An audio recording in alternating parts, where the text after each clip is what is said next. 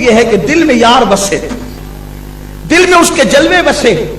15 سال کے مخدوم پاک رضی اللہ تبارک و تعالیٰ، مغلوں نے لقمہ تر سمجھ کر کے اس ملک کو ہڑپ کرنا چاہا۔ سرکار مخدوم پاک نے عمرہ کی اور وزراء کی میٹنگ لی۔ جو عمرہ اور وزراء تھے وہ ان کے خانہ زاد موروثی غلام تھے اور ان کے باپ داداؤں کے دور سے ایک سے ایک تجربے کار تھے۔ سرکار مخدوم پاک نے فرمایا کہ جو مغل جنہوں نے ابھی اسلام قبول نہیں کیا ہے، بعض مغل تو وہ حملہ آور ہیں اور سمنان کو لقمہ تر سمجھ کر کے ہڑپ کرنا چاہتے ہیں، آپ لوگ کا مشورہ کیا ہے؟ تو جو عمرہ اور وزراء تھے، ایک تو صورت بھولی بالی پیاری پیاری معصوم سا چہرہ دیکھا، نورانیت والا، اور ترس آ گیا۔ کسی نے کہا کہ فوج کو بھیج دینا چاہیے کچھ عمرہ اور وزراء کے ساتھ اور ان سے مقابلہ کرا کے اس بلا کو ٹال دینا چاہیے۔ اکثر کرائے اسی پر ہوئی کہ بادشاہ اپنے تخت پہ بیٹھا رہے، یعنی بادشاہ کون؟ مخدوم سمنا سید محمد اشرف جہانگیر سمنانی، وہ تخت سنبھالتا بیٹھا رہے اور باقی فوج جائے اور جا کر کے لڑے، اس لیے کہ 15 سال کی عمر لڑنے کے لیے موضوع نہیں، نہ تجربہ نہ حرب ضرب کے معاملات، اس لیے لوگوں نے مشورہ دیا، لیکن یہ بات اوپن نہیں کی کیوں وہ شفقتوں کا اظہار کیوں کر رہے ہیں؟ توجہ فرمائیں کہ وہ یہ کہتے ہیں کہ آپ فوج بھیج دیں، نپٹ لے گی فوج۔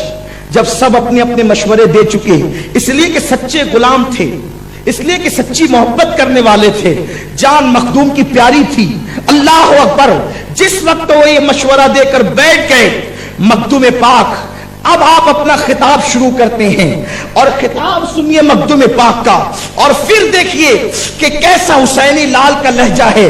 سرکار مخدوم اشرف جہانگیر سمنانی کہتے ہیں مغل فوج سے ڈر کر مرعوب ہو کر یہ مشورہ دینے والوں کہ بادشاہ تخت سنبھالے بیٹھا رہے اور فوج جا کر کے لڑے، اللہ اکبر، تم نے یہ مشورہ صرف اس لیے دیا کہ تم کو اشرف کی کم سنی پر ترس آ گیا، پیار آ گیا، 15 سالہ بادشاہ کو تم نے کمزور سمجھ رکھا ہے، اس لیے تم مجھے میدان میں جانے نہیں دیتے۔ پھر اس کے بعد مخدوم اشرف نے کہا تم میری عمر کی 15 سالہ جو ہے وہ مختصر عمر دیکھتے ہو، عمر کا ننھا پن دیکھتے ہو، مگر تم یہ بھول گئے کہ میرا نسب کون سا ہے، میں حسین کا بیٹا ہوں، میں حسینی سید ہوں۔ مخدوم پاک نے فرمایا میں حسینی سید ہوں، حسین کا پوتا ہوں، اور کم عمر میں حسینیوں کے لڑنے کے تیور دنیا بھولی نہیں ہے، کربلا یاد ہے،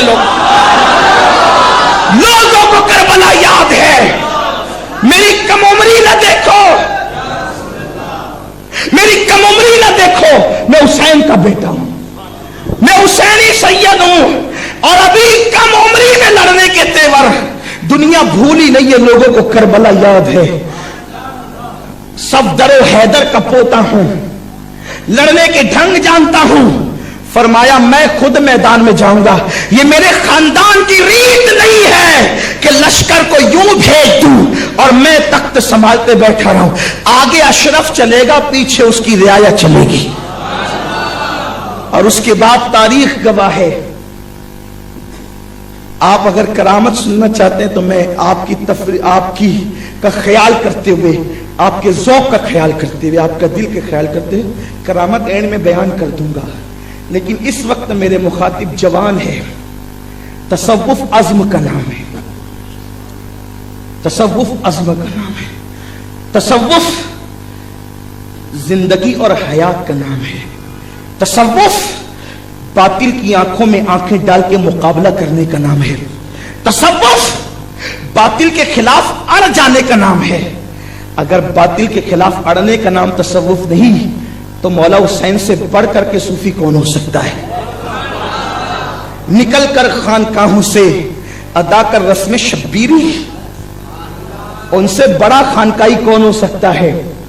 ہمیں بہت سہلایا جا رہا ہے اور یہ فکر دی جا رہی ہے کہ تصوف فرسودہ نظام کا نام ہے۔ تصوف فرسودہ نظام کا نام نہیں، بدر و احد خندق و خیبر کی یادگاروں کو تازہ کرنے کا نام تصوف ہے، صفا کے کردار کو پھر نیا نظام دینے کا نام تصوف ہے، بلکہ صفا کی نشاط ثانیہ کرنے کا نام تصوف ہے۔